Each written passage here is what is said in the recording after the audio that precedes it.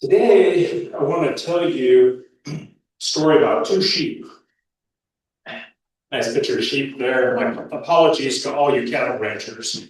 A few years ago, I was hunting and I was going up Cobra Canyon. I was on my four-wheeler, and up above there, they had been running several hundred head sheep, maybe a couple thousand, I don't know, a lot of sheep. And it was later in the fall, and I was going up this road, and one of those sheep that got separated from the big flock, and it had got left behind.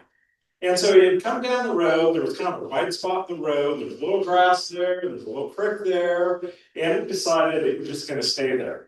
And so I knew that probably wasn't a good solution.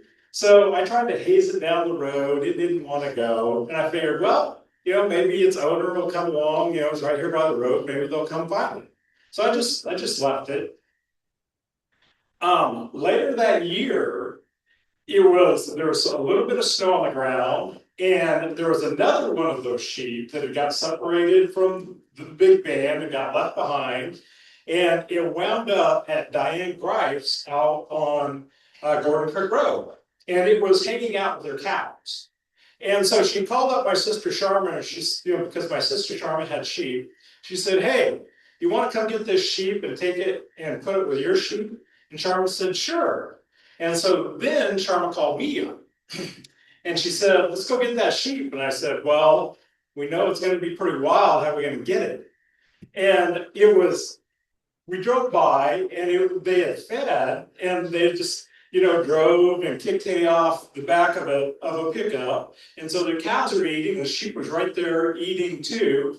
And so hooked up the horse trailer, and Sharma was driving, and she just drove right up around that sheep, the horse trailers in back of the pickup. And I had my rope, and I was in the front. And once we got up next to the sheep, I just stepped out. Sharma's driving really slowly, and I'm getting ready to throw, and the sheep's wild, right? So it starts running off. And then I remembered the problem with this plan is I'm not a very good roper. So anyway, there we were trying to catch the sheep, and a little bit later, I'll tell you what happened to both of those sheep. But today I want to tell you about a time when Jesus looked on a multitude of people, and he had compassion on these people, and he said, "They're like sheep without a shepherd." And this is the miracle of Jesus feeding 5,000 people. And this miracle is in all four Gospels. There's only one miracle that is in all four Gospels. Several of them are in two Gospels or three Gospels, but there's only one that is recorded in all four. And it's in Matthew 14, Mark 6, and Luke 9, along with John 6. We're going to look mainly at John 6 today. But it just makes you wonder. There's one miracle that's recorded in all of the Gospels. What did the writers of the Gospels want us to get out of Jesus feeding 5,000 people? Is it just about those people getting fed? So I want to pose a question to you. Why was that included? Are we just supposed to learn from this miracle that Jesus can feed 5,000 people? Or is there something for us today that is important for us to learn from Jesus feeding so many? First thing I want to point out is Matthew, Mark, and Luke are what we call the synoptic gospels. They have a similar point of view. And if you read Matthew and Luke, there's only 39 verses in Mark that you won't have read. So most of this is common material, okay? And there's things about the story that are in all three of those Gospels. Jesus and his 12 apostles are in an isolated place. They're out where it's not in one of the local cities. It's in an isolated place. The crowd wanted to go see Jesus. So this crowd on their own went and found where Jesus was. Jesus, when he saw this crowd coming, he had compassion on them. And depending upon which gospel, it says things like he healed them, he taught them, but Jesus was taking steps to have compassion on these people. He was doing good things for these people. And I think they were kind of aware that he was planning on doing good things, and that's why they showed up.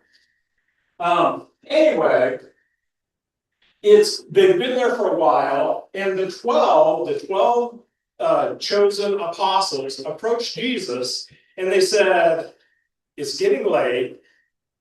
Let's send these people away, and they can go and buy food for themselves. So the 12 told Jesus, send people away and buy food for themselves. That's their answer to this problem. And it seems like that is a reasonable solution, right? I mean, we all have limited time, limited resources. There's some problems that truly are not our problems. And so if some problems are not our problems, we don't have to solve them. And it's just a matter of, our limited existence here on Earth. We're only going to be here for a certain number of years, which is different for all of us. We only have a certain amount of money. We only have a certain amount of time and energy. We simply cannot solve all of the problems. And so it seems to be legitimate to say, some problems are not our problems, and we shouldn't feel guilty about that. Okay? But look what Jesus took to their very reasonable solution. In all three of those gospels, Jesus told them, you give them something to eat. And he took a problem that reasonably shouldn't have been their problem. Now it's their problem. He said, you give them something to eat.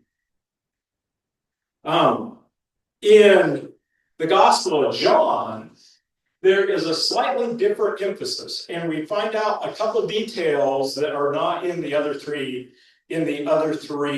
Gospels. And so let's read through the Gospel of John, and let's take a look at what we can find out from there. So sometime after this, Jesus crossed to the far shore of the Sea of Galilee, that is the Sea of Tiberias, and a great crowd of people followed him, because they had seen the signs he had performed by healing the sick. Then Jesus went up on a mountainside and sat down with his disciples. The Jewish Passover festival was near. Now, in that, it does not say explicitly, like it does in some of the other Gospels, that Jesus had compassion on these people. But he is obviously concerned about them. And there is something that is just a little tidbit of information that it says there in verse 4, the Jewish Passover festival was near. And this is the last Passover festival before the Passover festival where Jesus was going to die on the cross. And Jesus knows this. Jesus knows he's got a year left. And he wants to prepare people, and he knows that his time here on earth is coming to an end. And so John gives us this little tiny detail that is just over a year, and Jesus will be dying on a cross for the sins of the whole world. When Jesus looked up and saw a great crowd coming to him, he said to Philip, now this is the part that is not recorded in the other three Gospels. He said to Philip, where shall we buy bread for these people to eat? He asked this only to test him, for he already had in mind what he was going to do. And this is Philip's reply. Philip answered, it would take more than half a year's wages to buy enough bread for each one to have a bite. He literally said 200 denarii, 200 denarius, would not be enough for each to have a little.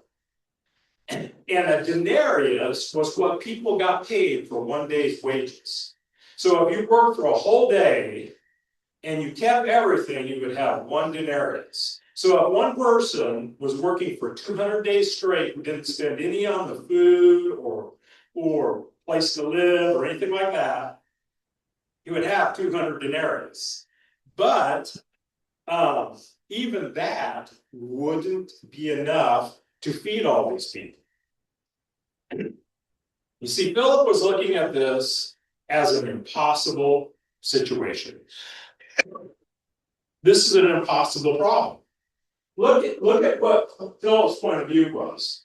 He's out there, he's in the middle of the country, and Jesus says, where are we going to buy food? And going through Philip's mind, he's sitting there going, well, one, I don't have any money, so that could be a problem. And two, look around. There's no Weimar here. There's no Walmart here. We don't have any place to buy food. So we don't have any way of doing what you want to do. This is impossible. This is an impossible situation. And that sounds reasonable, right? If, Jesus is asking, where are we going to buy food? And what's going through your mind is, I don't have any money and there's no place to buy food. It's reasonable to say, this is impossible. But you see, what Jesus was trying to do was he was testing Philip, because he wanted to take Philip from where he was at, along with the other 12 disciples. He wanted to take Philip from where he was at and have him move, have him choose to see something that Jesus wanted to show him.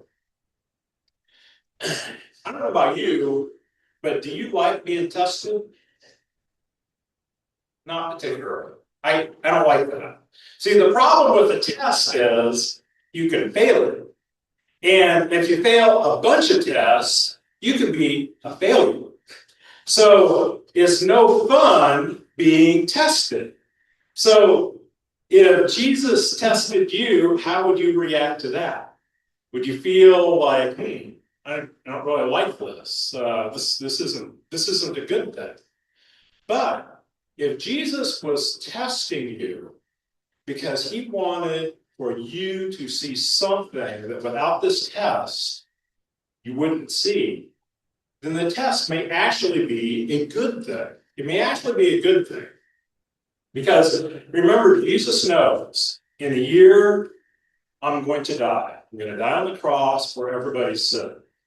And when I die, these guys will still be here on earth, and they're going to have to handle things on their own.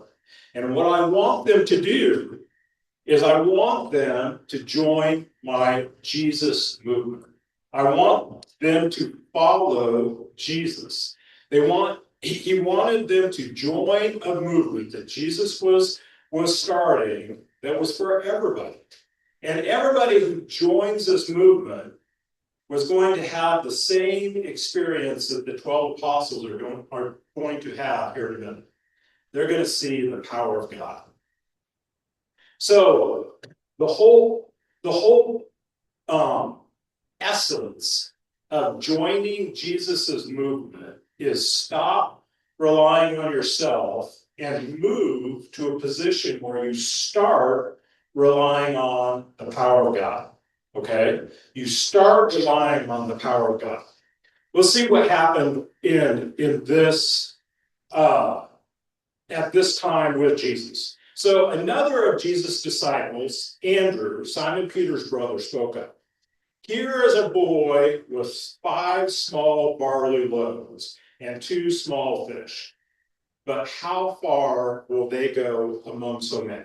So when it says 5 small barley loaves, probably it looks something like a pita bread.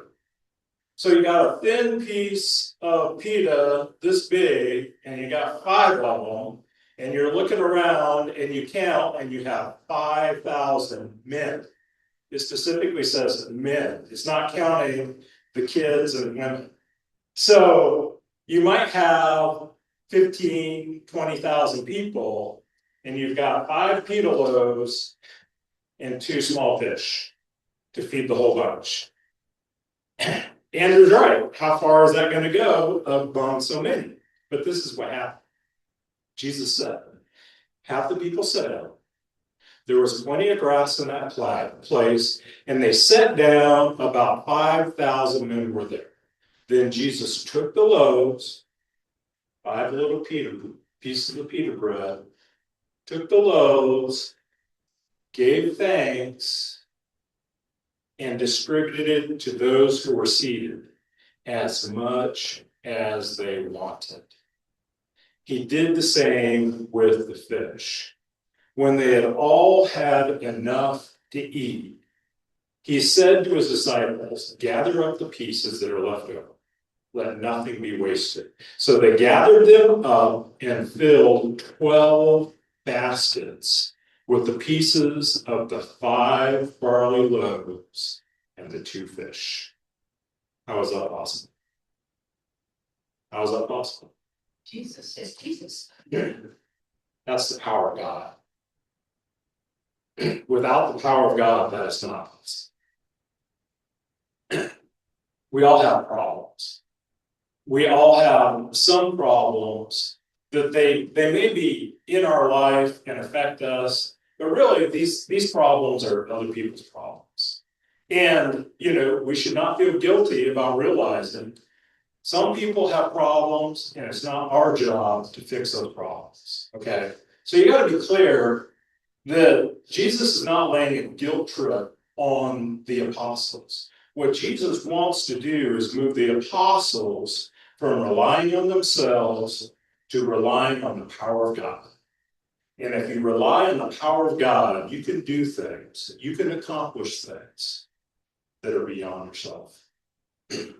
So, there are some situations that are just simply impossible, that without other resources, the resources that you have, you can't fix that problem. Some problems aren't your problems to fix. There are some problems that are legitimately impossible.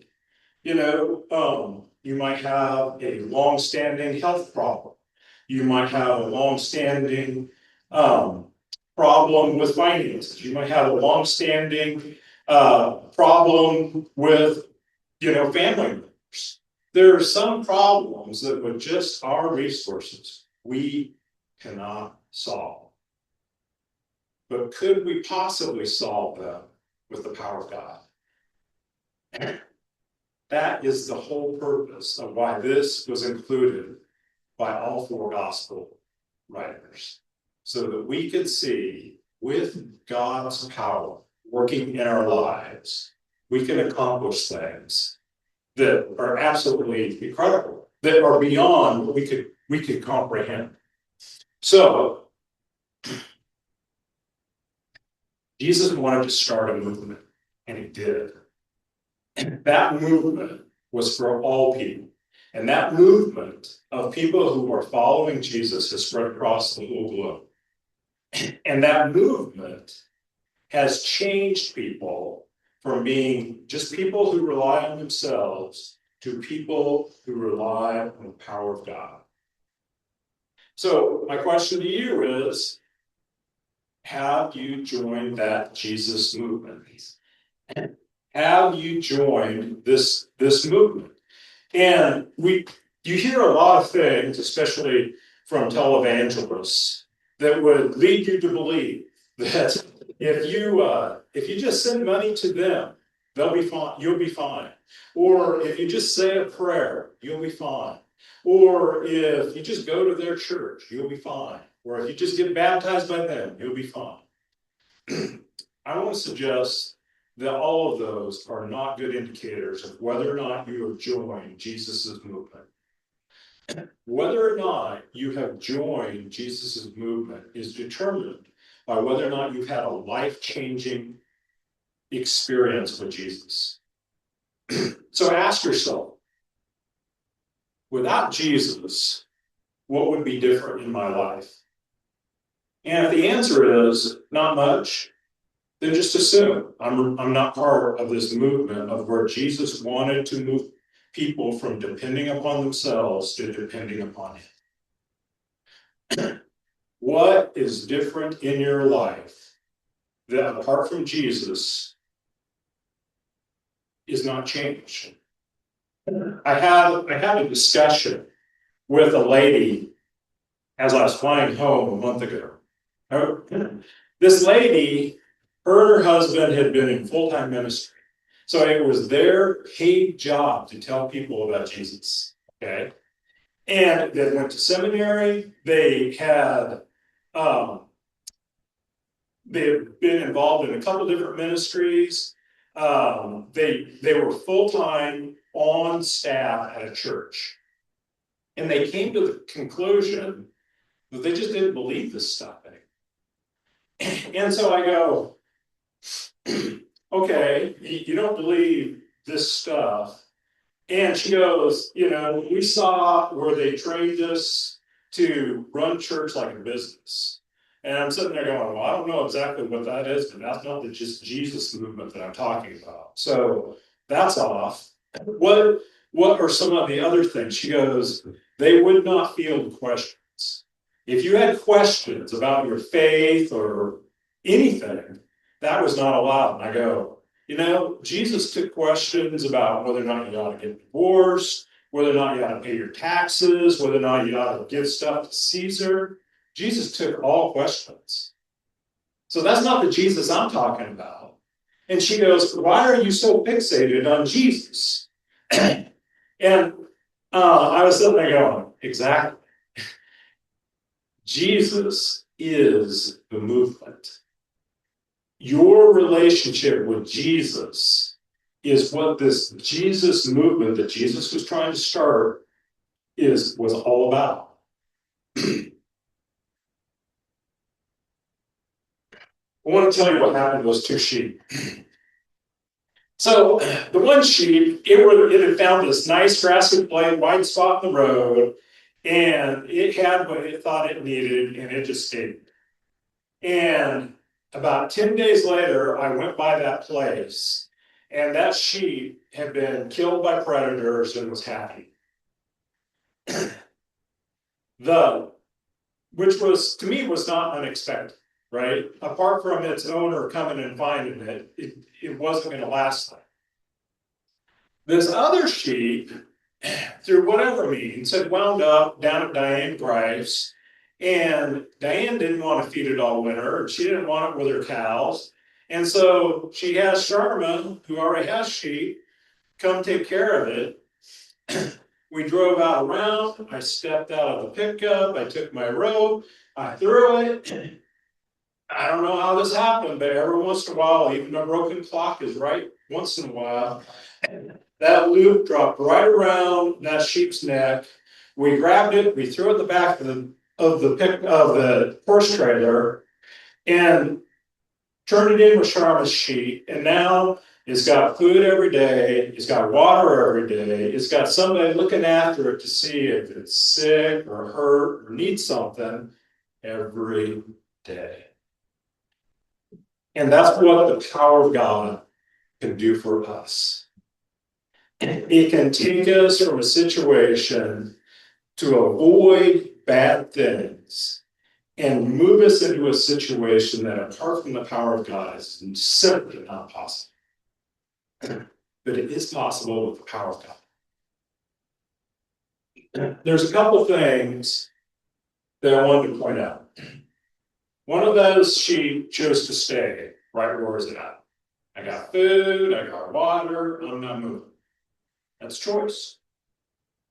That other sheep, through whatever means, wound up at a place where it was in a place where things turned out radically different. It decided to keep moving.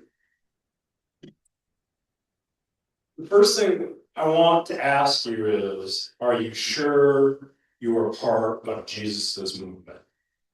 Jesus's movement has spread across the world and changed lives. And if you ask yourself, looking back on my life, without Jesus, how much of this would be different? And if the answer is not much, then just say, okay, I'm not part of Jesus's movement. But what I told this lady that I was talking to on the airplane that had walked away from Christianity, I go, I literally couldn't go back. I literally couldn't go back because Jesus has changed me into a different person. Jesus has changed me into a different person. I couldn't get back there because I'm different. If you haven't had a similar experience, right now you can change that. Right now you can decide, today I'm going to be part of this Jesus movement. And you can decide that right now and just tell Jesus, Jesus, I want you to be part of I want to be part of your movement. Please do whatever you need to do. And he will. And he has compassion on you. The downside of not doing that is you miss out on the power of God. You miss out on the power of God. These people got to see the power of God. And those people who showed up with nothing, Jesus healed their sick. He fed them. He gave them more than enough. He'll do the same thing for you. He'll do the same thing for you. Where there's some other things that we ought to think about is that Jesus has made some of the problems that we don't think are our problems into our problems. For one thing, Jesus wants us to tell others about the Lord Jesus Christ. If we took a poll of the people in Eastern Oregon, about 5 out of 100 would say they go to church. And not a Bible-believing church, any church. So if we grab 100 people off the street of Elgin, 95 of them would say, I don't have any contact with the church. Jesus made that our problem. Jesus made that our problem.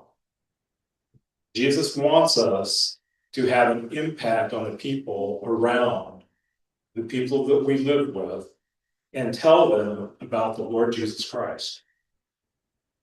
On top of us telling others about the Lord Jesus Christ, Jesus wants us to love God and love others.